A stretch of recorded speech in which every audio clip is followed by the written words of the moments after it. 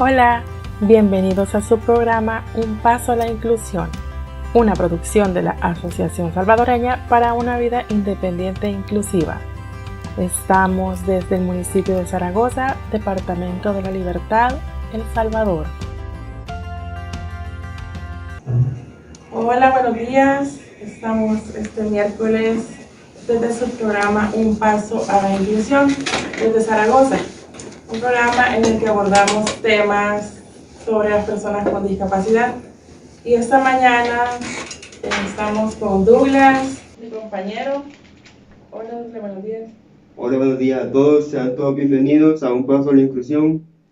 Como dijo ya mi compañera, un programa donde se tocan temas relacionados con la discapacidad. Y este día tenemos invitado a... Tenemos como invitado al doctor Luis Mena. Él es doctor en medicina y psiquiatra. Y es un gusto para nosotros tenerlo aquí esta mañana. Y bueno, recientemente estuvimos en diciembre, ¿verdad? Sí, Estuvimos sí. acá. Y pues ahora es un placer tenerlo de nuevo. Y justamente vamos a abordar el tema en el marco del Día del Amor y la Amistad. Este es un tema también que tiene que ver mucho con este malentendido amor, ¿verdad? De la sexualidad también, la sexualidad de las parejas y principalmente la importancia de la sexualidad en las personas y las personas con discapacidad. Entonces, para comenzar, queremos que nos explique un poco qué es la sexualidad. Bueno, primero muchas gracias por la invitación de nuevo. Para mí es un gusto estar acá, conocerte, Douglas, y de nuevo compartir contigo. Hablar de sexualidad siempre es algo muy, pero muy extenso y muy complejo, porque la sexualidad tiene un montón de aristas, ¿verdad? Ya desde el definirla es complicado. Y ya que el programa dura, no sé, 1 hora, 40 minutos, no sé cuánto va a durar, voy a tratar de hacer un planteamiento de la sexualidad para que podamos ir entrando en el tema. Más que una definición, quiero hacer una perspectiva de la sexualidad viéndola como que tuviera dos parámetros o dos áreas donde se mueve. Uno es el campo interno del sujeto, ¿verdad? Y otro es lo que se ve. ¿De acuerdo?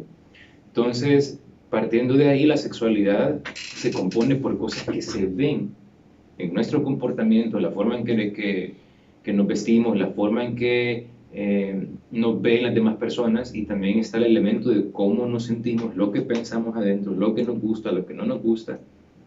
Y la mezcla de esos dos mundos, el externo y el interno, es lo que conforma la sexualidad, ¿verdad?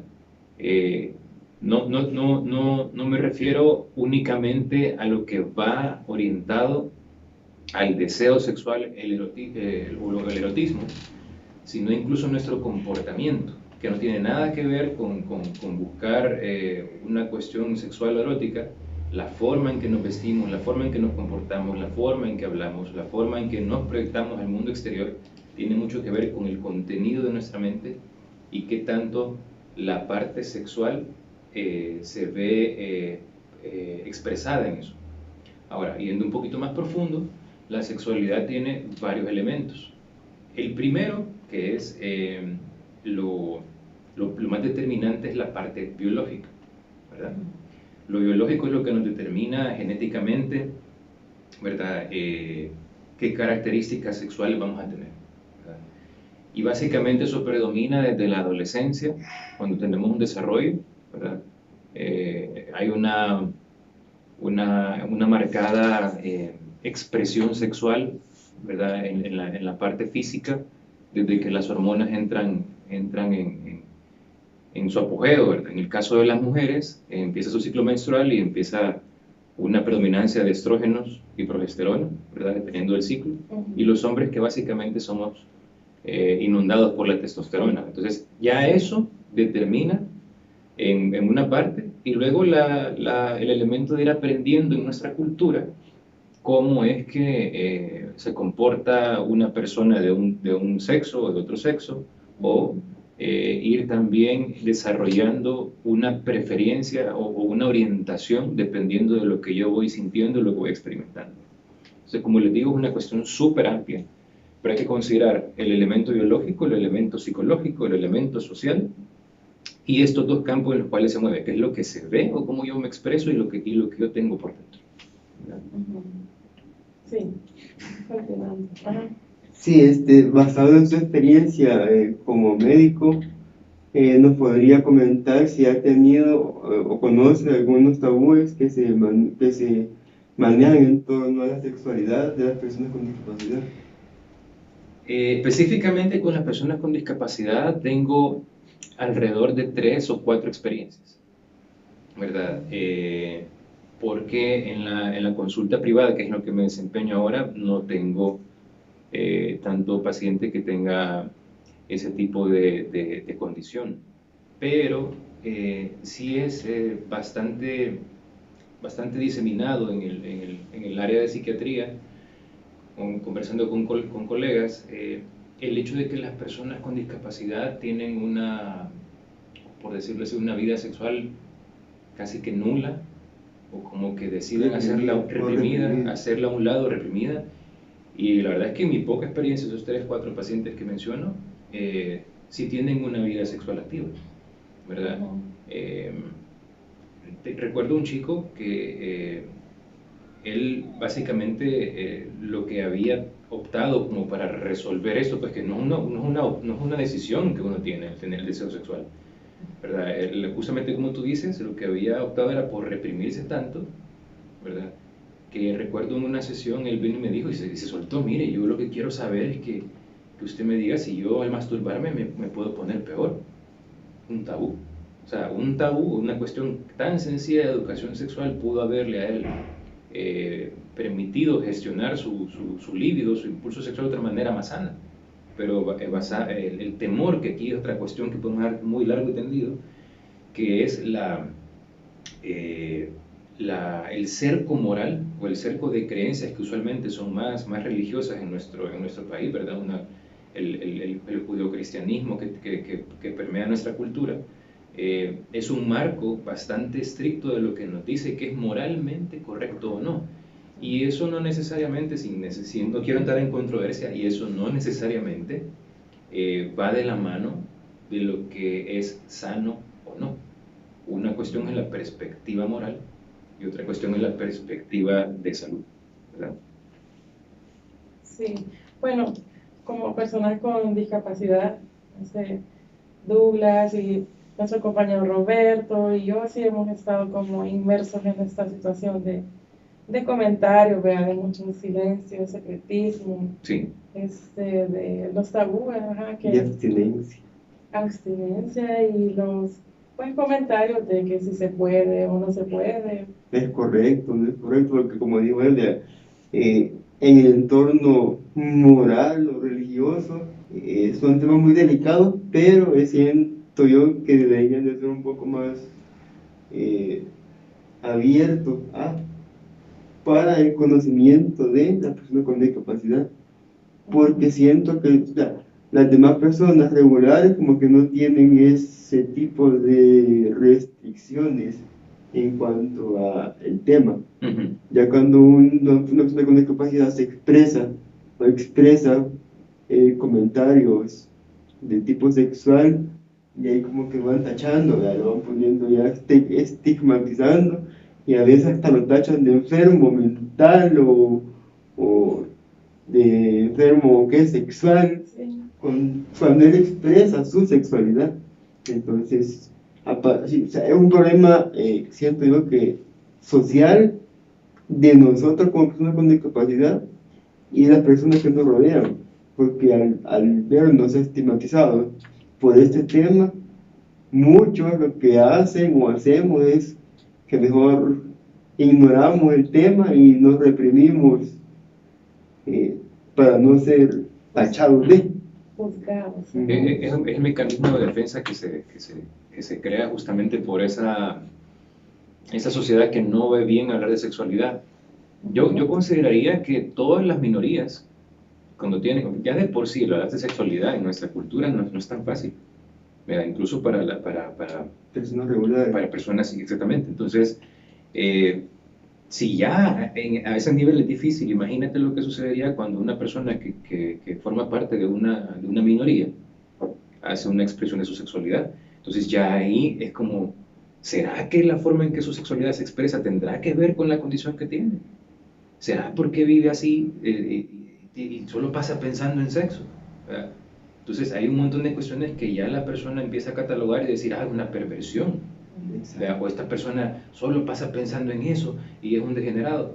O sea, hay un montón de cuestiones que se van como en una cadenita, en una cascada, que hay unas asociaciones que no necesariamente van de la mano, ¿verdad? Y sí, lastimosamente esa es la cultura que tenemos, ¿verdad? El salvadoreño con esas cosas como decimos, es bien bayunco. Sí. Es bien bayunco para pensar en ese tipo de cuestiones de la sexualidad, y también hay poca madurez para tocar los temas, entonces eso lo hace todavía más difícil, ¿verdad? Pero sí, justamente lo que tú dices, al final se opta por una represión, esconder eso, porque no quiero que la gente me empiece a tachar de algo o lo otro, entonces no lo evito. Mejor evitar el tema, ¿verdad? Que no necesariamente es sano, ¿verdad? Y sí, porque no es sano para una persona, bueno, para cualquier persona, pero en especial a quienes tenemos condiciones que nos hacen ser diferentes, pues. Sí, yo creo que la estrategia más didáctica que se me puede ocurrir en este momento para explicar por qué no es sana la represión es utilizar unos conceptos que a lo mejor ya han escuchado, pero que puede hacer que se le atribuyan unas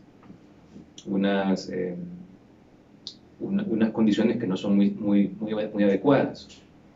Y el concepto del yo, el super yo, y el ello, que son conceptos del psicoanálisis. De manera así bien fácil, cuando yo a mis pacientes les tengo que explicar esto, les recuerdo un episodio del Coyote y el Correcaminos. El Coyote y el Correcaminos es una caricatura que tiene un argumento bien fácil, uno persiguiendo al otro y a veces lo agarra varias veces, pero siempre se le zafa. Sí. Yo recuerdo que hay un episodio, o no sé si será medio efecto Mandela, ¿verdad? Pero yo recuerdo que hay un episodio en el cual el coyote agarra el correcaminos, ya lo tiene ahí en un plato y lo tiene amarrado y se le viene el globito del pensamiento y se lo imagina ya asado, así como, ¿verdad? Y viene y se pone un babero, saca un tenedor y un cuchillo y ya se lo va a comer. Y en ese momento, aquí a su lado derecho, a su diestra, aparece un personaje que es igualito a él, pero con alitas, aureola, un arpa, y se le queda viendo y como que le hace no, y se queda reflexionando, ¿verdad? Y ya cuando se frena de hacer lo que iba a hacer, que era comerse al pobre correcaminos, de su lado izquierdo, de su lado siniestro, ¿verdad?, aparece una imagen igualita a él, pero con cola, cacho, barba, un tridente, y le dice, comete lo que tanto has aguantado, lo que tanto has perseguido, y lo tenés, no lo vas a hacer. Y el pobre coyote entra en un conflicto de, ¿qué hago? O sea, lo que mi conciencia me dice o lo que yo deseo. Eso es una caricaturización del aparato psíquico. El super yo representa el ángel, ¿verdad? El diablito está representado por el ello. Entonces, el ello son todas las pulsiones que nosotros no decidimos tener. ¿A qué me refiero? Sueño, cansancio, hambre, deseo sexual, deseo de ir al baño, hacer del 1 del 2. Te voy a poner un ejemplo tan sencillo de cómo es que esto no se puede evitar. Supongamos que en esta entrevista yo ahorita me estuviera haciendo pipí. Yo no podría hacerlo. Tendría que decirle, discúlpenme, tengo que ir al baño y hasta después yo me puedo concentrar en otra cosa. O supongamos que tuviera un gran dolor, yo no podría estar dedicándome a otra cosa si el dolor me exige, me demanda que yo resuelva el dolor primero. Sí. Si yo tuviera muchísima hambre, ya tengo 5 o 7 días de no comer, y alguien pasa y me se descuida con un pan, yo te apuesto que se lo robo. Porque llega un punto en el cual el impulso, ¿verdad?, me lleva a resolverlo de la manera en como pueda. Entre más satisfecho tengo mis impulsos, yo soy más capaz de gestionarlos con la forma moral correcta, entre comillas, que eso está determinado de las circunstancias en las que yo crecí, de cómo yo accedo a la resolución de ese placer. Entonces, yendo específicamente a la sexualidad, nosotros no podemos elegir no tener un deseo sexual.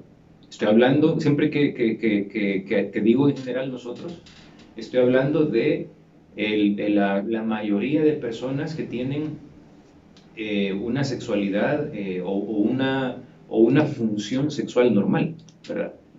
Independientemente que haya discapacidad o no, porque una persona puede tener discapacidad y tener absolutamente normal o tener completamente funcional, exactamente todo lo que tiene que ver con su sexualidad, ¿verdad? Entonces, ahí es normal que la persona sienta un deseo y busque de la manera moral correcta para su cultura o para su forma de vivir, cómo ejercer ese deseo.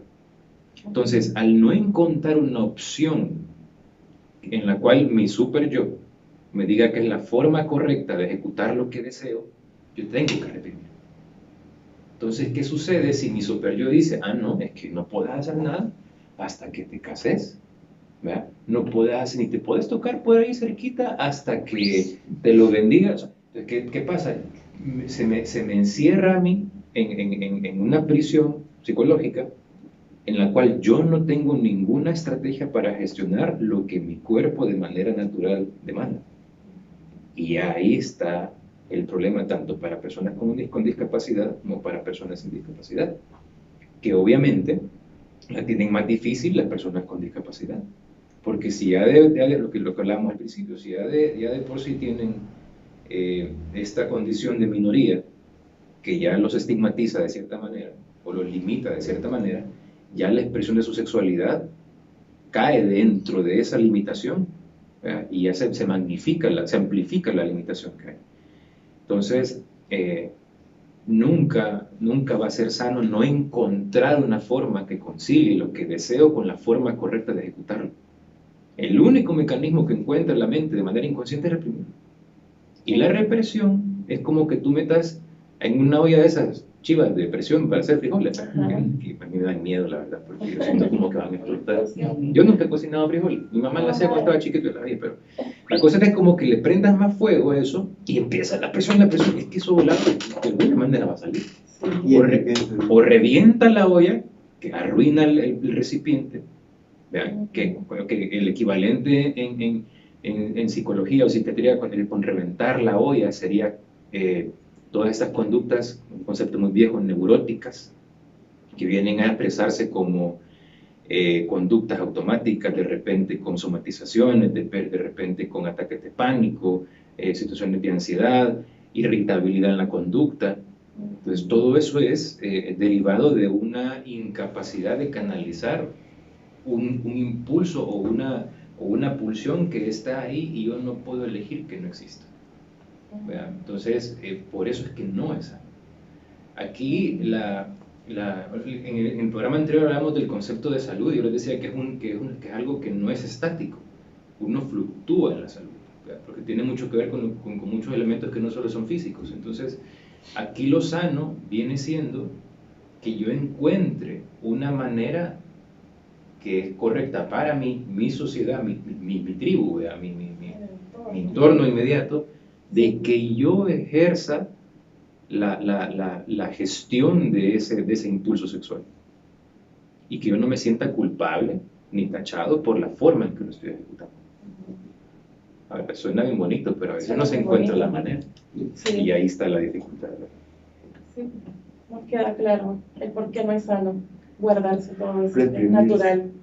Si queremos agradecer a una de nuestras radioescuchas, se llama Miriam Martínez, que ha escrito excelente tema y súper excelente, doctor Mena. Bendiciones y siempre muy profesional. Así que agradecemos. Muchos saludos a Miriam. Vale, recuerdo con mucho cariño.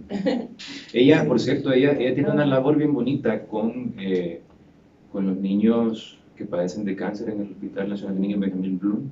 Sí. Ella está, si no me falla la memoria, está dentro de la directiva de personas que gestionan los esfuerzos para que estos niños, esos días tan duros que pasan en el hospital, se les haga más fácil. Sí. Así que saludos a Miriam. Y felicidades por la labor, sí.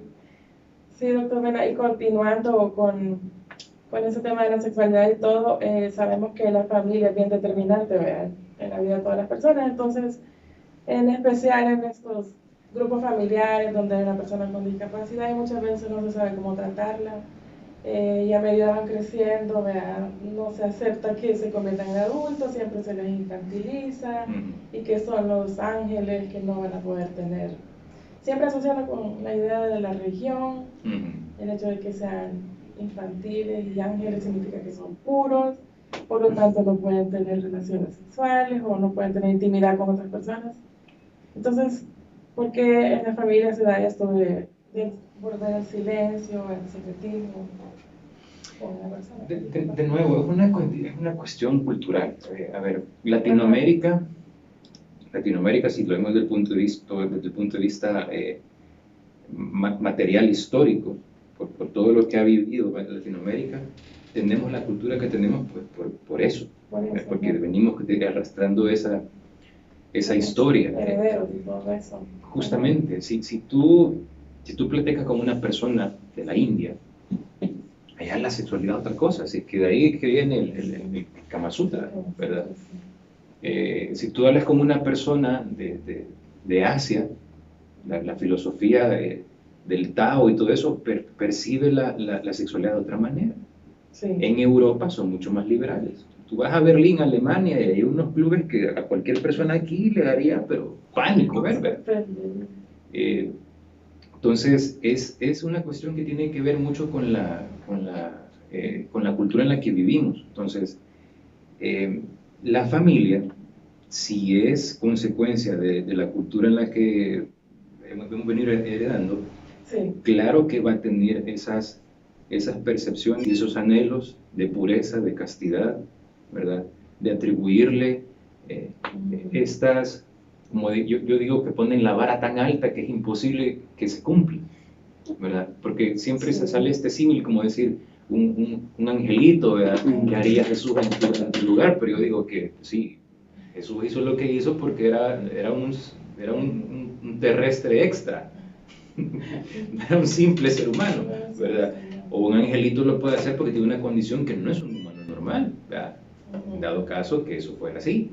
Entonces, se le quiere atribuir a una persona un montón de características morales de pureza absolutamente innecesarias, porque la condición humana, y esto es una cuestión que a lo mejor a muchas personas les va a costar procesarlo, pero cada quien le lleva su tiempo, la condición humana no tiene únicamente valores, también tiene situaciones que consideramos negativas. Nadie es puramente bueno ni nadie es puramente malo.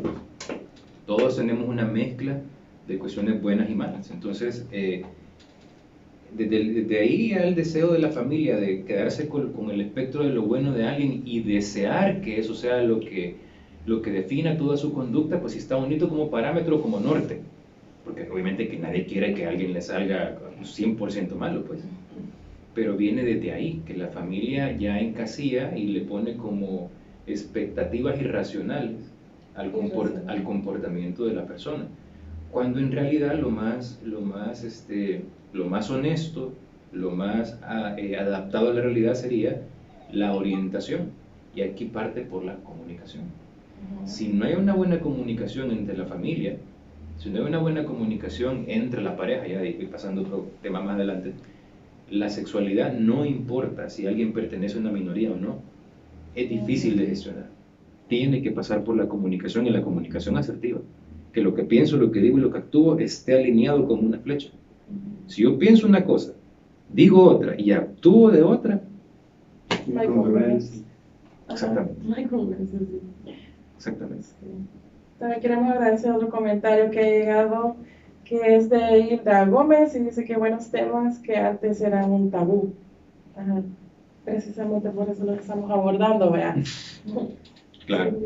Para tratar de sacar a las personas con discapacidad de esos cajones mentales, los que nos han obligado prácticamente a quedarnos a estar, ¿verdad? Entonces, para eso tocamos estos temas bien hasta cierto punto delicados, pero que se deben de abordar en algún momento. Entonces, Hay una idea que se me estaba quedando, Sí. porque a veces yo pienso como 5 cosas a la vez, como tengo solo una boca, ¿verdad? Tengo que eliminar un montón de diferentes pensamientos.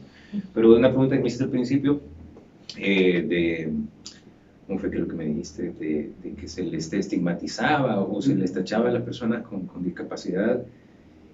Yo creo que también tiene que ver, porque en la cultura pop, medio pop, underground, sé que se escucha un poco contradictorio, pero sí, hay un montón de, como te dijera, de consumo, más que todo de cierto tipo de contenido en el cual ya hay como una especie de morbo de identificar cómo sería que una persona sin discapacidad tendría relaciones con una persona con discapacidad. Entonces ya ahí es como que hay una cuestión que es bien de nicho, ¿verdad? Y usualmente hay personas sin discapacidad que manejan estas ideas, pero también se las reprimen. Hay mucha gente que posiblemente se sienta atraído a personas con discapacidad, pero se lo reprimen, ¿verdad? Porque justamente sería, bueno, ¿por qué andas pensando eso? ajá. Pero volvemos al principio, es que la sexualidad es algo tan amplio que no existe una normalidad. La barrera que determina si un comportamiento en la sexualidad es normal o no tiene que ver básicamente con si lo que yo hago me daña o daña a alguien más, ya eso no está bien. Y si la frecuencia o la intensidad de lo que yo hago me roba mucho tiempo para planificarlo, ejecutarlo o recuperarme de las consecuencias de lo que hago y ya no puedo ejecutar mi vida de manera funcional, eso es un trastorno. Pero si se dan cuenta es algo bien amplio. Entonces ahí, si alguien dice, yo puedo masturbarme 15.000 veces al día y eso no interfiere con mi día a día, pues no hay problema. Y puede ser que una persona se masturbe una vez, pero ya después de masturbarse, ya siente que queda cansado y se queda dormido y ya no, pues, entonces a lo mejor me voy a los extremos, eso no. O sea, lo que quiero que vean es de que en la sexualidad no se puede demarcar un terreno de esto es normal, esto es anormal, porque depende del sujeto. Yo no puedo decir a alguien, mira, es que en la intimidad no puedes agarrar talegazos a la mujer. Y si a ella le gusta, y si a ella le gusta, ¿quién soy yo para decir que no? Entonces, o que me amarren, que no me amarren, o sea, si una persona tiene una atracción con alguien que tiene una discapacidad, ¿quién soy yo para decir que no? Sí, Media vez haya consentimiento, no hay ningún problema, ¿verdad? Eso es un poco de lo que cuesta, digamos, asimilar nuevamente en este tipo de cultura, porque yo hasta que vi en internet que el mundo de la discapacidad está completamente, no se ha permitido que sea de atracción para otros, hasta ahí me di cuenta que sí, que era cierto. Porque tras que uno cuesta aceptarse a sí mismo como es, por todo lo que juzgan y que ser excluido, la diferencia y cómo uno luce, ¿verdad? Entonces, tras que uno trabaja eso en uno mismo, que alguien venga de repente a la vida de uno y le diga que así como él le gusta. Es como que... bien chocante. Pero una realidad. Lo pone en duda uno. Pero eso es lo que es bien triste, porque imagínate que qué bonito que naturalmente tú la traigas a una persona, pero tú dices, no lo puedo creer. Es que algo tiene que haber mal, tiene que ser mentira, pero en realidad eso sí existe.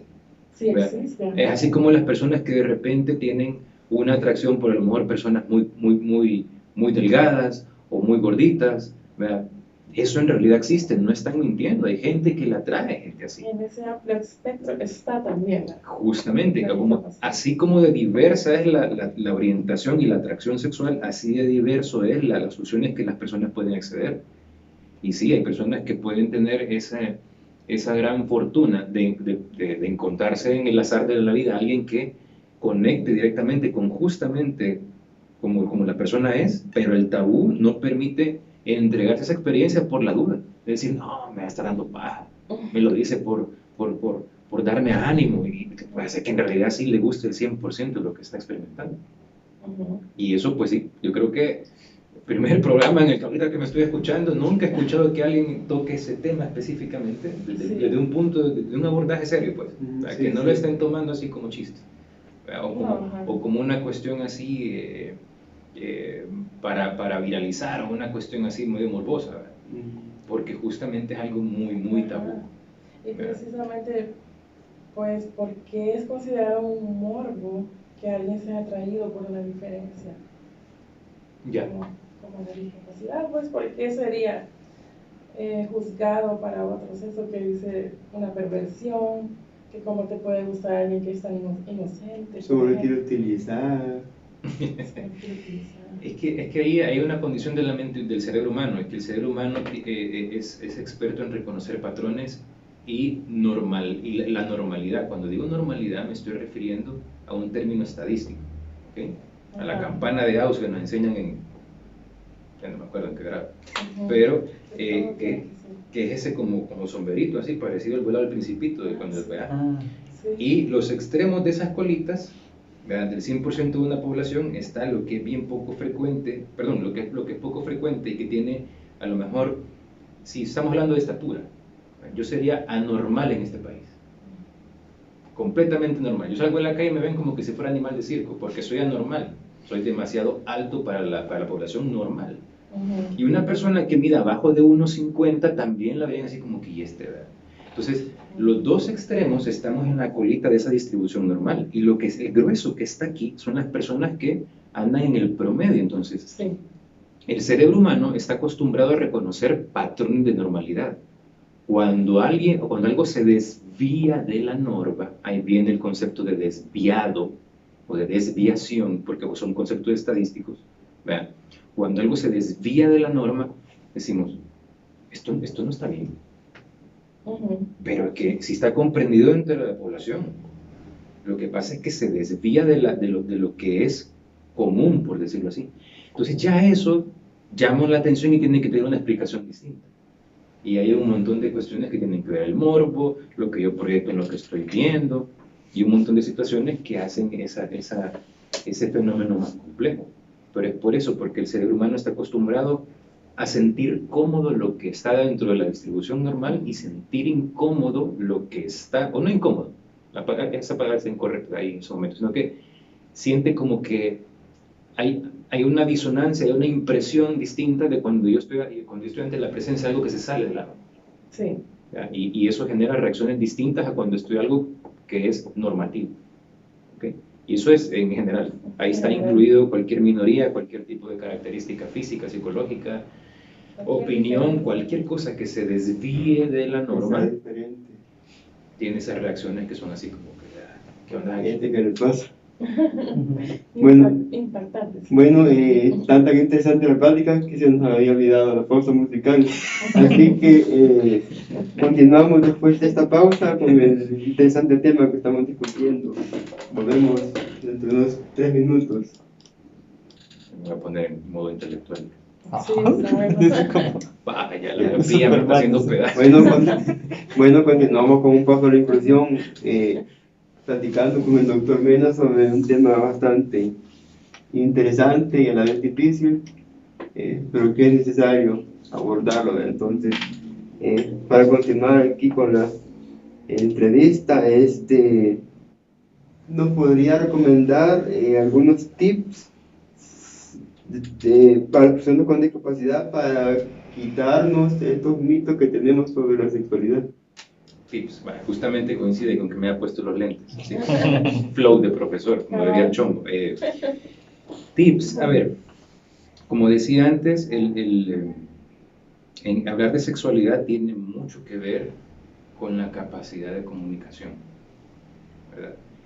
Y el poder comunicar parte con la persona que tiene el deseo de comunicar. Y el primer elemento, aunque parezca algo obvio, es que yo me entienda, que yo me acepte, que yo me comprenda, y ya después de eso yo puedo ordenar un discurso que yo pueda comunicar a otra persona. Entonces el primer tip es que una persona que padezca de una discapacidad, primero que acepte que tiene una vida sexual. Y eso no tiene que ver con que tenga pareja o no, tenga relaciones sexuales o no. Todos somos seres sexuales, ¿verdad? No determina que yo soy una persona sexual si tengo pareja y estoy teniendo relaciones sexuales o no. Eso es lo primero. Aceptar de que yo tengo una sexualidad, que tengo unos deseos mayores o menores, y al aceptar eso yo puedo empezar a decir, okay, ¿cómo voy a gestionar esto? Cuando yo logre, lo hablo bien en general porque puede ser distintas discapacidades, no es lo mismo tener una discapacidad visual, a tener una discapacidad auditiva, a tener una discapacidad psicomotriz, lo que sea. Sí. Entonces, lo primero sería eso. Lo segundo es buscar la manera más segura de comunicarlo a alguien cercano. Y ese alguien cercano tiene que ser una persona que no solo le tenga confianza, sino que tenga las características de prudencia y de una inteligencia emocional considerable. Uno a veces tiene amigos muy cercanos, ¿verdad?, que pueden ser emocionalmente cercanos a uno, pero uno sabe que les comenta algo y de ahí no va a salir ningún buen comentario, pues, porque no tienen la capacidad. Y esto no es discriminar gente, hay gente que tiene la capacidad porque tienen la prudencia, que tienen la madurez emocional para gestionar ciertos temas. Hay gente que no, por más que uno las quiera. Entonces, a veces uno confunde eso y decir, solo porque es mi amigo, mi amiga bien cercana y sé que me quiere y tengo años de conocernos y porque me acepta y me ayuda, lo voy a contar. Pues, a lo mejor no tiene la robustez emocional, intelectual, moral para gestionar un tema así. Entonces ya ahí sí se pone difícil, pero es lo ideal. Primero, como decía, que la persona acepte que tiene una vida sexual, ¿verdad?, que hay deseos. Luego comunicarlo con alguien de confianza para buscar la forma de gestionar esos deseos que tiene, ¿verdad? Y aquí viene un terreno bien escabroso o complicado, porque una persona con discapacidad puede, por ejemplo, tener alguna atracción con una persona, con otra persona con discapacidad o con una persona sin discapacidad. Y ahí tiene que decir, ok, ¿lo comunico? ¿No lo comunico? Si mi deseo no tiene nada que ver con una cuestión romántica y solo es una cuestión visceral, sexual, ¿lo comunico? ¿No lo comunico? ¿Cómo me comporto? Pero parte por eso, primero aceptar que eso existe. Porque si yo no quiero aceptar que eso existe, como dijimos de la olla de presión, eso va a salir de alguna manera, ¿ya? Y de repente eso sí me puede llevar a tener unas conductas que no son a lo mejor las más apropiadas, ¿verdad? Entonces, es bien difícil pasar a un cuarto tip, porque ahí habría que especificarlo con el tipo de discapacidad que existe. Sí. Pero creo que ya con esos, de primero aceptar de que hay una vida sexual independientemente de si se tiene relaciones sexuales o se tiene pareja o no, y tener una persona de confianza, o incluso si no hay una persona de confianza, conversarlo con un profesional de la salud mental, ya sea psicólogo clínico o psiquiatra, sería un buen paso, porque ya con otra persona que tenga esta capacidad de gestionar esta conversación, se pueden empezar a ver las diferentes rutas que se pueden tomar de manera segura para poder experimentar la sexualidad. Sí, esto de lo que usted habla, de la olla de presión y de cómo explotan a veces las cosas, no sé si tendría que ver también otro tema que vemos en internet, que es ver fotografías, videos, búsquedas de personas con discapacidad exclusivamente y verlas como un fetiche. Sí, a ver. Objetiviza también. Lo que pasa es de que también hay que entender, de nuevo, vayamos al materialismo histórico. ¿Hace cuánto es que tenemos acceso a contenido audiovisual, los seres humanos? Y tan libremente, ¿no? Que tendrá que yo nací en el 85, y me acuerdo cuando estaba joven, lo que se pasaba en gran PPA, que de repente siempre el típico compañero que es medio avanzado ahí, a la edad, de repente hago una revista, o había arrancado del diario. En el diario, que va en las portadas del diario. No sé qué tiene que ver el deporte con mujeres en bikini, pero bueno. La cosa es de que eso era lo que en mi época, que yo fui un niño de los 90s, se movía. Entonces vámonos a lo que hacía, por ejemplo, mis abuelos. Y mi abuelo, ¿de dónde? Estamos hablando de personas que vivieron su adolescencia, ¿qué? 1900, ¿qué sería? 1920. Ahí tener acceso a periódicos, no van a poner mujeres ahí, hombres pelados, pues, o sea. Entonces estamos hablando de que eso tiene menos de 100 años de estar presente en la humanidad. Entonces tiene más que ver con el acceso a al contenido audiovisual variado que con una tendencia a buscarlo, porque pongámonos a pensar así claramente. ¿Qué posibilidad de acceso tendría una persona de 1920, 30, 40 a tener una gama prácticamente infinita de imágenes, videos y lo que sea, de donde elegir?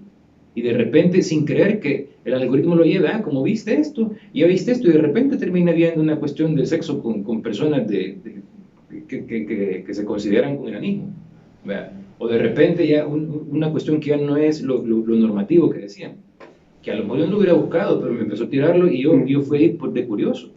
Entonces, a veces no es algo que uno ya lo desee, sino que se le presenta la oportunidad.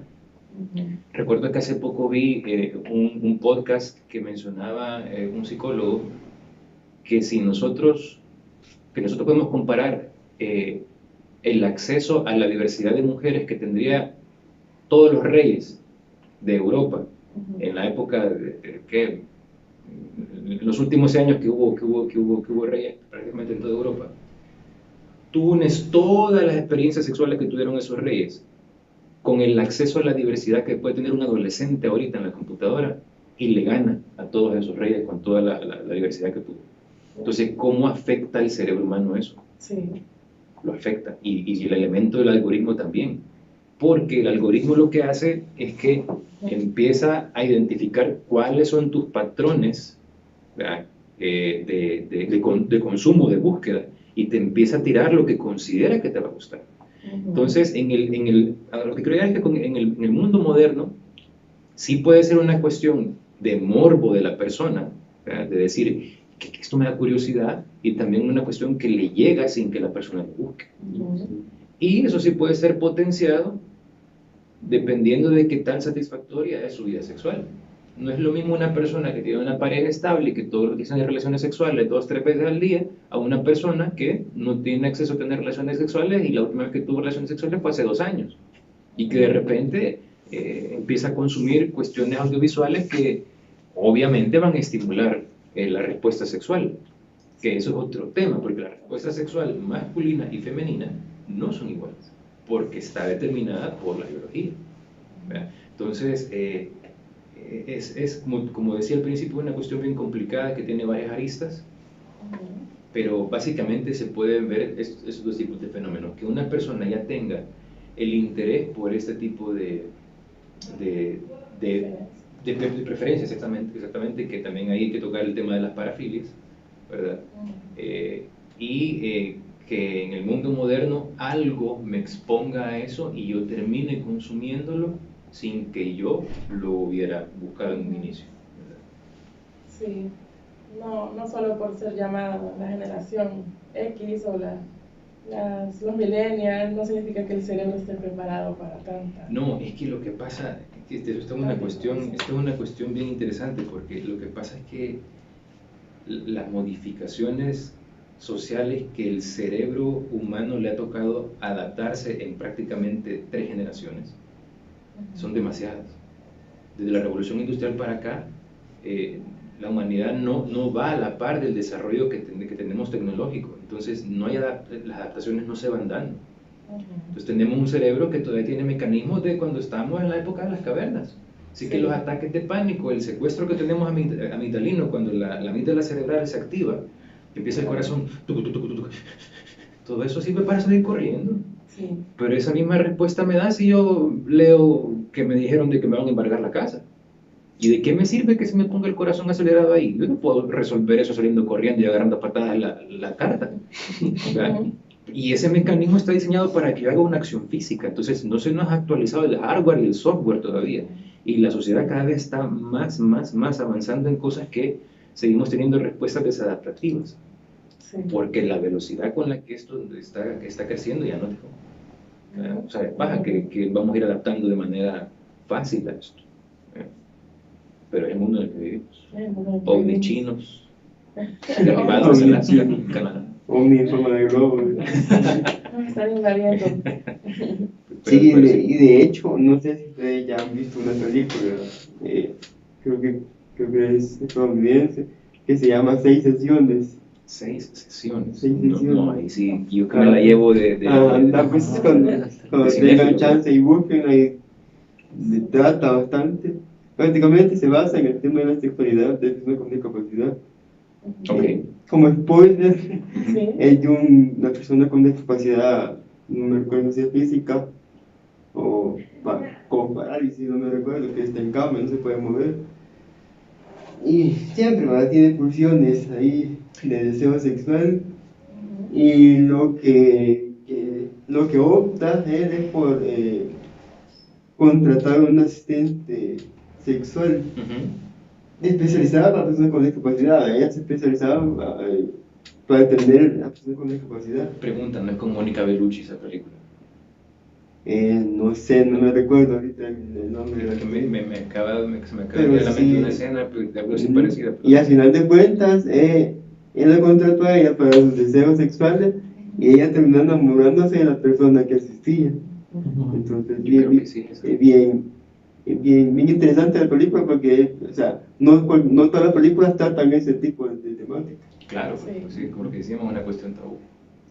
Sí. 6 sesiones se llama. Sí, 6 sesiones. Hoy la voy a buscar. Hay que buscarla. Los invitamos a todos a buscarla, pero bueno, lastimosamente faltan 5 para las 10. Como siempre, los temas interesantes se van bien rápido en el tiempo, Sí. pero justamente con lo que mencionaba Douglas, esto de las parejas y todo, y que, bueno, muchas veces conocemos historias de personas que se enamoran de personas con discapacidad y como que derriban todos los estereotipos que hay. Y, bueno, son historias bien interesantes y justamente siempre en este mundo virtual conocemos un término que es algo reciente, ¿verdad? Y que las personas con discapacidad buscamos, que es interable couple, que son parejas, bueno, el término en español todavía no se ha dado, pero significa que hay parejas de personas sin discapacidad, que se hacen parejas con personas con discapacidad, o dos tipos de discapacidades distintas, pero lo interesante es que esto ha generado unos rumores, comentarios, burlas, etcétera, ¿verdad? De casos como una pareja, se llama Shane y Hannah, que es una chica nadadora que no tiene discapacidad, y su esposo sí, su esposo está en silla de ruedas y las dificultades de movimiento son enormes, ¿verdad? Entonces la gente opina y le dice que seguramente es su enfermera o es su hermana o su cuidadora, pero nunca una pareja. Entonces, o sea, estos comentarios que hacen no hacen mella en uno también, ¿verdad? Porque uno dice, puchica, o sea, ¿cómo se ve ante el mundo el hecho de que una persona con discapacidad se enamore o esté con una sin discapacidad, etcétera? Pero ¿cómo debemos ver estos comentarios? O sea, ¿por qué desata esta ola? Yo creo que la manera más sana de ver este tipo de respuesta en redes sociales a este tipo de anécdotas o de casos es muy con pinzas, un poquito lo que hablamos fuera del aire, que lo que se refleja en comentarios en redes sociales no necesariamente es lo que la gente tiene en la cabeza. Puede ser de que hay gente que tenga un comentario distinto, pero por temor a expresarlo en redes sociales y que lo empiecen a atacar, no lo hace. Tiene que igualarse. O no comenta. dicen, yo no me quiero igualar, entonces no comento, pero tampoco me voy a arriesgar a poner lo que yo en realidad pienso. Entonces al final se hace esta especie de, lo que les decía, espiral del silencio, en el cual la opinión que no va a favor de la mayoría no se expresa. Cuando a lo mejor la mayoría de gente diría, qué bonito, qué lindo. Pero le da miedo expresarlo, entonces y se ve como que la mayoría de gente dice, no, que la enfermera, que no sé qué. Eso es lo primero, entender de que la plataforma donde estamos abstrayendo la información ya tiene sus sesgos. Que eso no es eso no necesariamente, me corrijo, es un reflejo de la realidad. Y desde que se plantea la duda de esa percepción, ya tú no te puedes tomar eso tan en serio, ¿verdad? Porque no necesariamente es la opinión de todo mundo. Y segundo, si aún así fuera la opinión de todas las personas, o que fuera la opinión de la mayoría, eso no tiene por qué afectar el hecho de que sí existen esas relaciones que son genuinamente basadas en el amor. Y esto se extrapola a toda pareja. Ninguna pareja necesita la aprobación de nadie. Si la pareja funciona, es suficiente. Y cuando digo nadie, es nadie, ni siquiera de los padres o sea, eso de que la gente dice, es que si te casas con él, te casas con la familia. Sí y no. Tú tienes que considerar lo que viene de la otra persona, pero al final lo que ustedes van a construir es lo que va a determinar la felicidad de la pareja. Es la pareja. No importa si al mundo no le agrada, o si al mundo le agrada menos o más lo que la pareja hace o deja de hacer, ¿verdad? Al final es una cuestión de dos, ¿verdad? Sí. Entonces, eso sería la perspectiva con la cual yo sugeriría que se tomen este tipo de situaciones que se dan en redes sociales, pues, porque sí es bien sonado. Hay varios casos. Está también el de un hombre que no tiene ninguna extremidad, no sé si es el mismo que tú mencionabas, no, que no tiene absolutamente creo, sí. También hay un hombre que vive,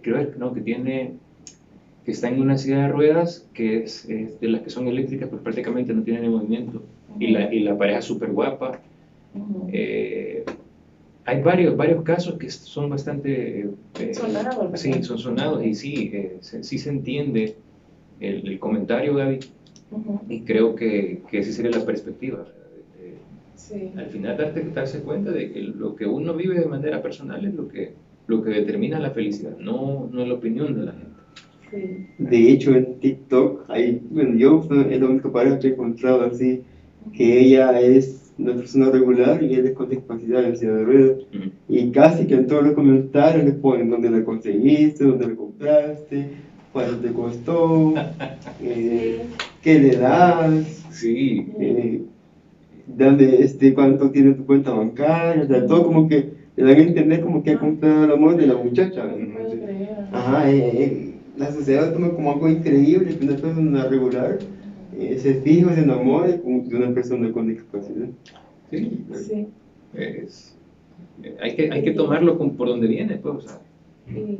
Y un comentario bien sonado, o la mayor curiosidad de las personas es cómo es que tienen intimidad. También uno de los comentarios más repetidos. Sí. Sí, eso va a depender de, como le decía yo al principio, del tipo de discapacidad, ¿verdad? Y las formas en que se van a adaptar a poder tener el acto sexual, ¿verdad? Pero son variantes de la expresión sexual de las parejas. Sí. Y existe, y es normal, y sí es genuino. Sí, el hecho de que existan y que nos hagan conciencia de que existen, pues ya es un gran avance, ¿verdad? Y ya rompen esquemas y también nos hacen ver, bueno, quitar esas ideas de la infantilización de la discapacidad y pasarla a un plano pues más normal y más de adultos y más de naturaleza. Como debería ser.